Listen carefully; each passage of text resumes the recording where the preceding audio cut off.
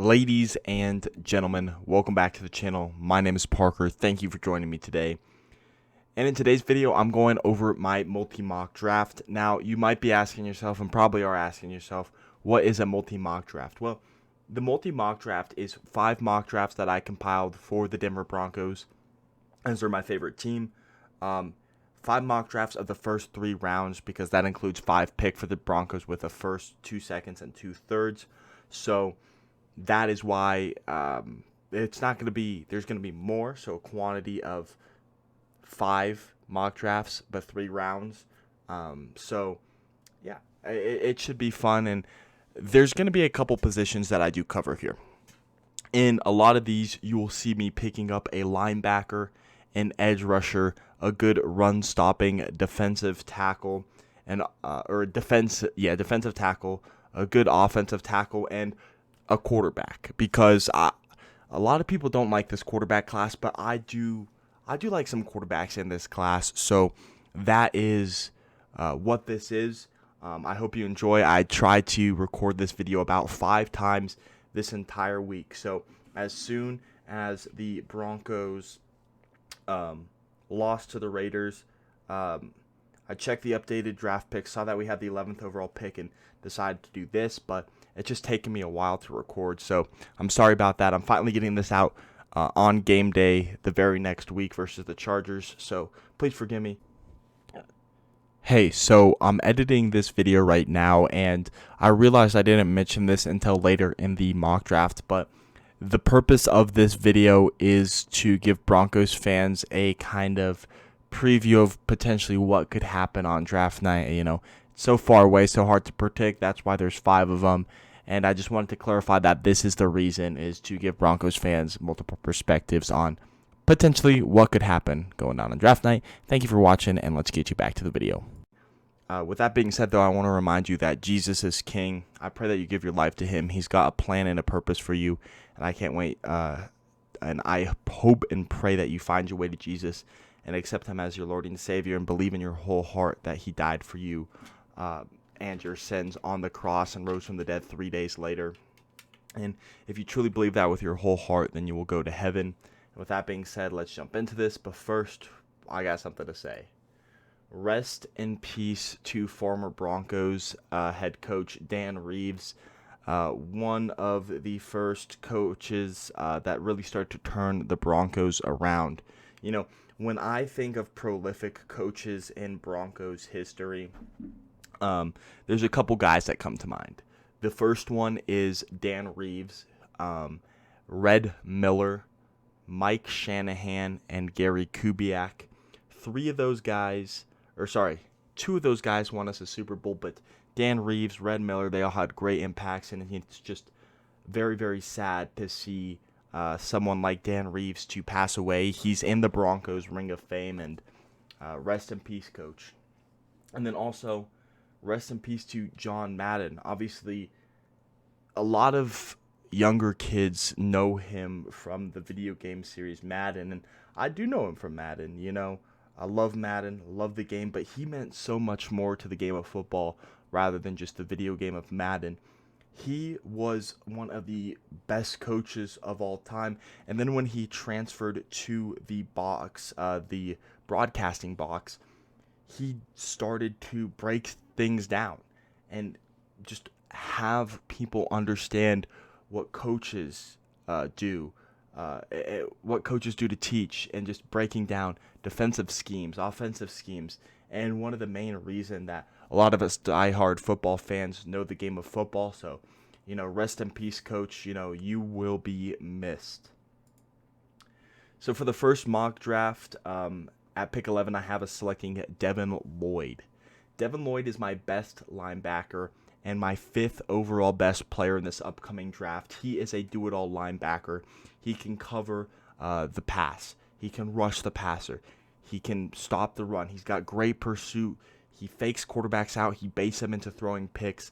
He is just so good. You think of all these top linebackers in previous draft classes. To me, my comp right now, I'm thinking back to 2019 when the Buccaneers selected Devin White, 5th overall.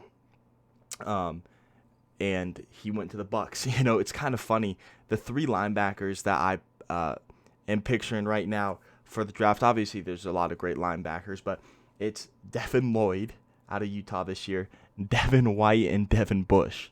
But, yeah, I definitely compare him to a Devin White type of linebacker. I think he could make an instant impact. Then you look at this past draft with Jeremiah Owusu-Koramoah, Micah Parsons. He's just one of those do-it-all linebackers. Micah Parsons, to me, is more of a pass-rushing linebacker, but Devin Lloyd can do it all, to coverage, to pursuing the run, and to getting pressure on the quarterback. He is one of my favorite prospects. I could talk about him all day. But, yeah, Devin Lloyd, I have the Broncos picking at 11 here. At 42, I have us selecting Malik Willis, quarterback out of Liberty. Now, I don't think Willis will make it to the second round, if I'm honest with you. I think with the upside that he has, he is a first-round pick. But in the mock draft, he fell to pick 42, so I have the Broncos selecting him. Willis is one of my favorite prospects, if not my favorite quarterback prospect, because, there's Kenny Pickett, there's Matt Corral, which, man, he got hurt today, and hopefully he can heal up soon, because that is scary, especially for a top draft pick. Sam Howell, who I really like, but the thing with Willis is he has got a lot of attributes that make him look like he could be a great NFL quarterback. You look at his ability to escape the pocket, ruled out, and extend plays with his legs. The ability to keep his eyes down the field. He's got a good arm. He can throw that thing down the field. The thing to me that he needs to work on is accuracy, and he can improve in a lot of aspects in his throwing game. But with the abilities, man, you got to take a chance on someone with that upside. I don't see him slip into the second round, but if he does, I'd love for the Broncos to capitalize him and take him in the second round. Shoot, I wouldn't mind if we took him in the first, maybe trade it down even to pick him up. But yeah, I love Willis, and if he was here, I would definitely snag him up. With our second round pick, I have us selecting Daniel Falele, offensive tackle out of Minnesota.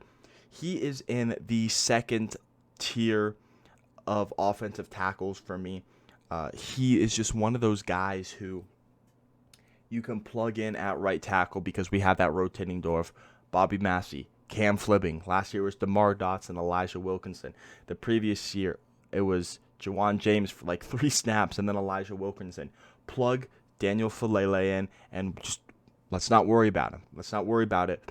We can work on focusing up and coaching the rest of the staff. Hopefully we keep Mike Munchak around to develop the offensive line, because there's going to be a lot of coaching changes, I suspect, for the Broncos this offseason. But if Mike Munchak stays around, I think he will be good, and he could develop into a very solid offensive lineman for the Broncos.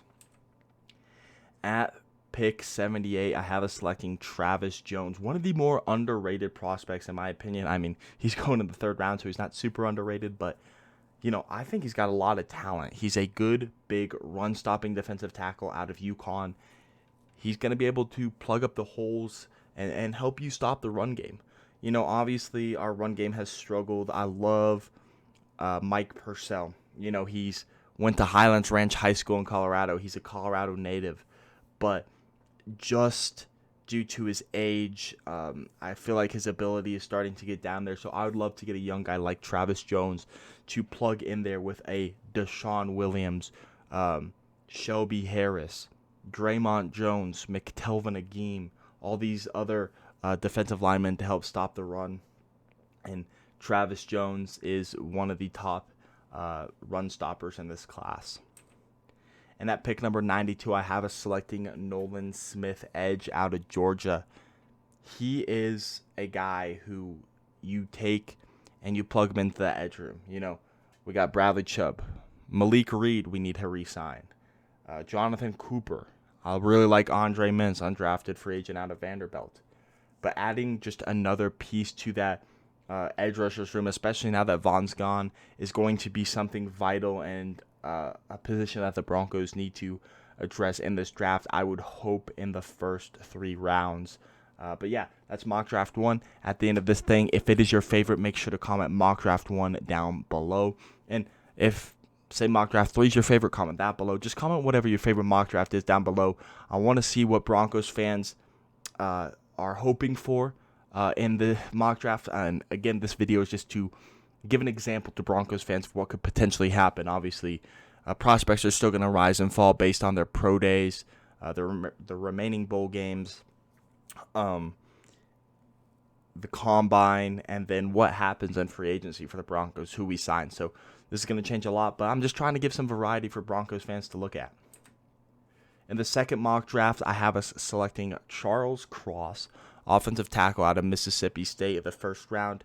To me, he is one of 3 linemen in the tier 1 for offensive line. You know, you got Charles Cross, obviously, in tier 1, and then the other guys in that tier are Ikem Ekwonu and Evan Neal out of Alabama. And Evan Neal's out of Alabama, and Ikem Ekwonu's out of NC State. But just like I said for Daniel Falele, plug him in at right tackle and just, forget about him. He's going to be a solid offensive lineman for the Broncos. And then I'd be solid with our offensive tackles. I think Garrett Bowles will improve and step up next season. Center is where it's a little bit iffy because Cushenberry, sometimes he's good, sometimes he's meh. Really like Miners. He can improve in pass blocking, though. And then Reisner, honestly, has been struggling this season, so I hope he can turn it around. A native of Wiggins, Colorado. So, yeah. And that, too, I have us selecting Malik Willis again. If he's there, I'm going to be taking him. He's got such great upside and a prospect that I really like. So, if he's there, I'm going to take him because, like I said previously, I love him as a prospect. Not going to go into depth of it again. I already obviously explained it. So, yeah, Malik Willis at 42. At 59, I have us selecting Darian Beavers out of Cincinnati. Cincinnati did struggle in the college football playoff, but adding a guy like Beavers to the linebacker group will help out substantially. He can do it all. He can rush the passer. He can drop into coverage. He's just one of those top linebackers that I really like if we don't go linebacker in the first round, and he's available in the second round. He is one of those guys I like. To me, he's a tier 2 linebacker. To me, tier 1s are Devin Lloyd and Nakobe Dean. And then we bump it down to tier 2. You have your guys like Darian Beavers, Henry Teoteo, Christian Harris, all these other guys. And I would love if the Broncos were able to snag him in the second. At pick 78, I have us selecting Kingsley Enagbare out of South Carolina. Now, Enagbare has kind of been an interesting prospect this offseason. He kind of started lower in the rankings, and then slowly through the season, he rose up to a first-round pick, and then slowly started to roll back down to a day 2 pick. And I still really like him as a prospect, and if he is available at 78 for the Broncos, you snatch him up instantly. He's one of those guys you add to that edge room, add some depth, and he could also be a potential starter. I think Bradley Chubb will improve next season when he gets a full season, and he's not fully injured. And once he's back to himself, Malik Reed I like. Is he really a edge 2 or is he more of an edge 3? I feel more comfortable if he's an edge 3 type of guy, with Andre Mintz, Jonathan Cooper also rotating in there. But if you plug in Enagbare at edge rusher 2, shoot, I think he could develop into something special.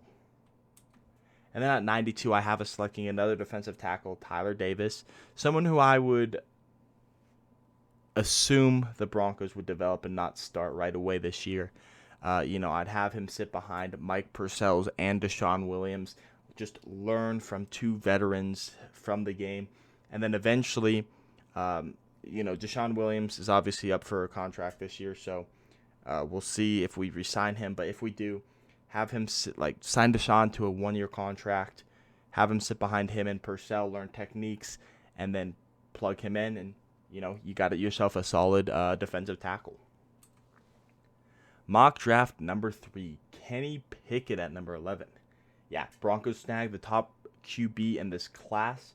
He does a lot of things right. He throws with anticipation. He's a great vertical ball thrower. He can extend plays with his legs. He keeps his eyes down the field, ready to throw at all times. The only really knocks that I have, and my two biggest concerns are A, he's got small hands, and with small hands, the ball's easier to, more likely to slip out because you don't have as great of a grip on it. And then also the other thing, he will turn 24 before his rookie season. And to me, if you're drafting a quarterback in the draft, you want him to be younger because Pickett will still be in the situation with a younger guy where they're both developing and learning. But, I mean, Pickett does have 5 years of experience at Pittsburgh, which makes him a little bit of a unique situation. But if I was developing a quarterback, I would want a younger guy who is going to be here for 10 to 15 years rather than Pickett could play for a shorter amount of time due to his age. But I'm not going to say that will affect him between him and another prospect, because if you like a prospect and you like the traits like Kenny Pickett has, he has a lot of good traits, then you want to go in to grab it. And, Kenny Pickett is someone who I would really like. I'm just voicing my concerns here. So don't think I'm bashing him. I'm just voicing my concerns so Broncos fans can get a better understanding of the prospect. At 42, I have selecting Martin Emerson out of Mississippi State, a corner. Now, a lot of Broncos fans could be thinking to themselves, why are we going corner? That's a great question. And the reason is, when you look at our free agent corners, you have Bryce Callahan, Kyle Fuller, Nate Hairston, and Mike Ford. So who does that leave on the roster? Well, that leaves Patrick Surtain, Ronald Darby, and Michael Ojemudia.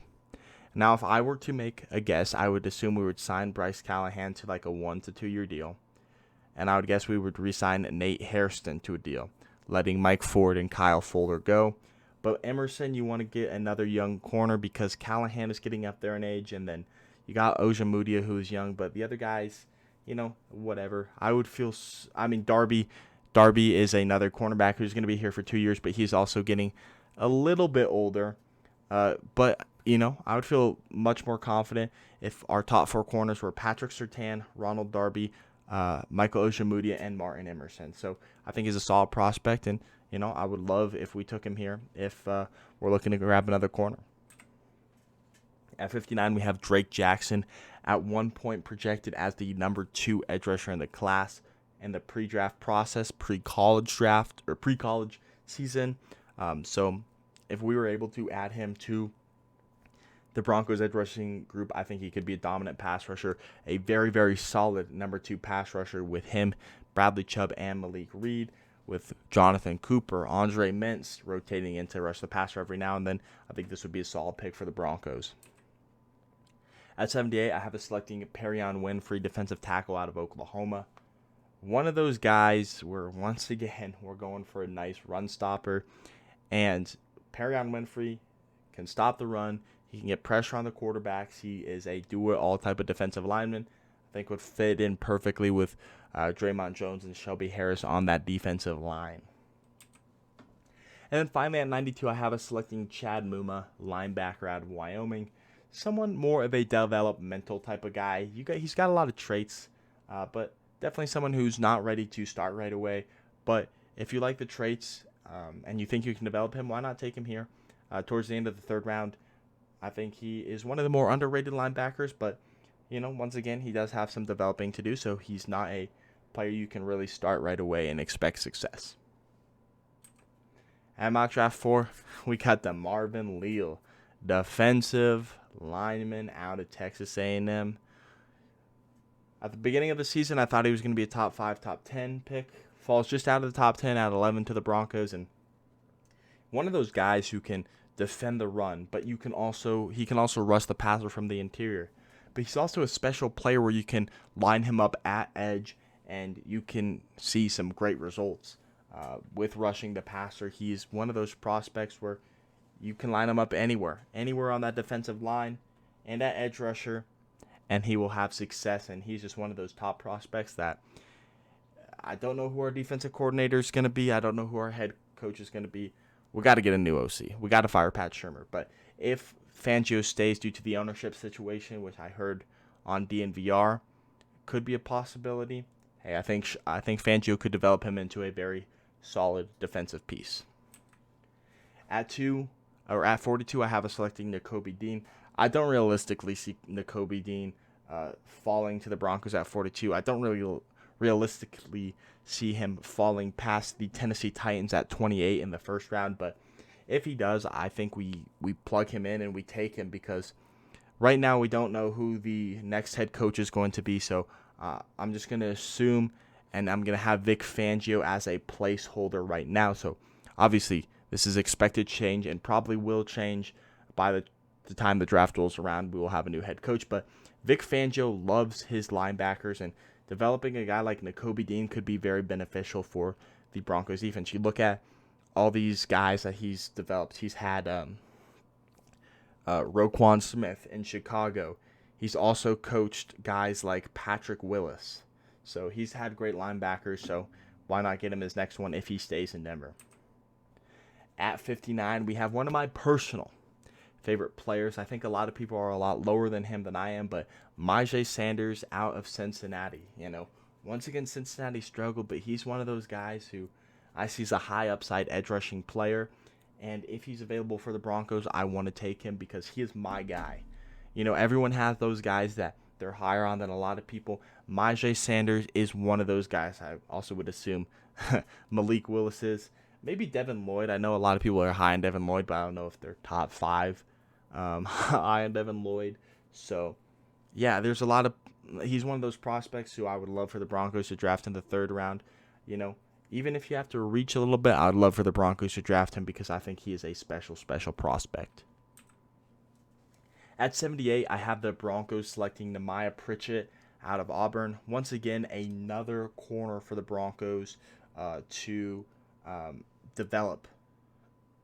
Obviously, this one isn't going to be as high as Martin Emerson, but he is a guy who I would see him being lower on the depth chart than Ojemudia, but you need to add depth because right now we're cornerback's a really strong position for us. But after this offseason, when a lot of them become free agents, we're going to want to draft one and develop another corner. So I really like Nehemiah Pritchett out of Auburn. And at 92, we have Jackson Kirkland, someone who I would feel very, very confident if we were able to plug him in and start right away. That right tackle spot is going to be vacant. I don't see us retaining Bobby Massey or Cameron Fleming. I don't think Calvin Anderson starts there. I think we take a rookie within the first 3 rounds and plug him in and start him there. That's just my guess, but, who knows? Maybe we sign a free agent to play there. So we'll see, but I have Jackson Kirkland at 4. And actually, I got a surprise for you. I went on another website for Mock Draft 5, and we are trading down. We're moving down 15 spots with the Cincinnati Bengals. So the Bengals get the Broncos 2022 first-round pick, which is right now 11th overall. And the Broncos get the Bengals 2022 first-round pick, which is currently 26th overall, so moving down 15 spots. Then we pick up the Bengals 2022 second-round pick, which is right now valued at 57th overall. And we also get the Bengals 2023 second-round pick, which is not valued right now because obviously you can't predict where they're going to be before that season even starts. And this trade was offered to me. I didn't make it. This trade was offered to me by the Bengals. So if you get mad at me, get mad at the computer. But yeah, at 26, I have us taking Malik Willis, quarterback out of Liberty. I've talked about him a lot, so I'm not going to go over him again, but one of those prospects who is my guy who I'd love for the Broncos to take. At 42, I have us selecting Nicholas Petit-Frere, offensive tackle out of Ohio State. One of those guys who I'd love to plug in to the right tackle position. I've said it a lot this video. We got to have a tackle who we can plug into that right tackle position because that is the weak link on our offensive line right now. Obviously, Massey's kind of holding it down, but I don't expect him to return next season, so I'd love a rookie like Petit-Frere to be plugged in there. At 57, we have Trayvon Walker, edge out of Georgia. Not edge. Defensive tackle out of Georgia. Yeah, need to get a run-stopping defensive tackle. And Trayvon Walker can also rush the passer, provide interior pressure on the quarterback. So an added bonus there. And also he's playing for Georgia's defense, the best defense in college football right now. So he's very well coached, and he's very skillful as well. At 59, I have us selecting Arnold Ebiketie, edge rusher out of Penn State. I was trying to remember if he's an edge or a linebacker. I believe he's an edge rusher. And once again, adding pressure or adding depth to that edge room. You know, with Von gone, you got Bradley Chubb. But I would like to see more players added to depth.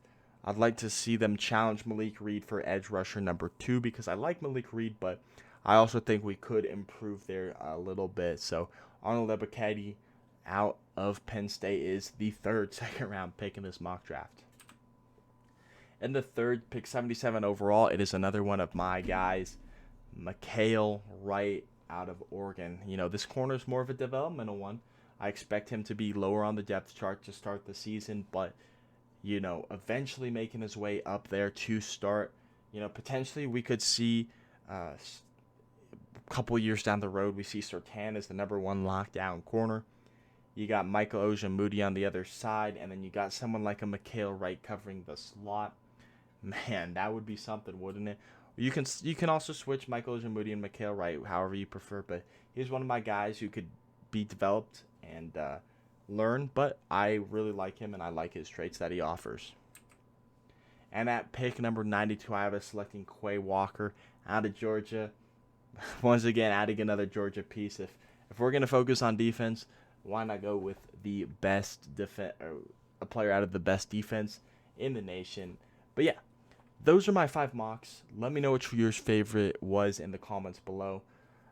You know, it's tough for me. It's tough. I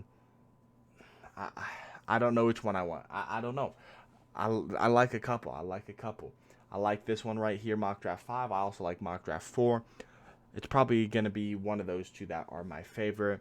But yeah, let me know what your favorite was in the comment section below. Thank you for watching. I'll see you in the next one, and peace out.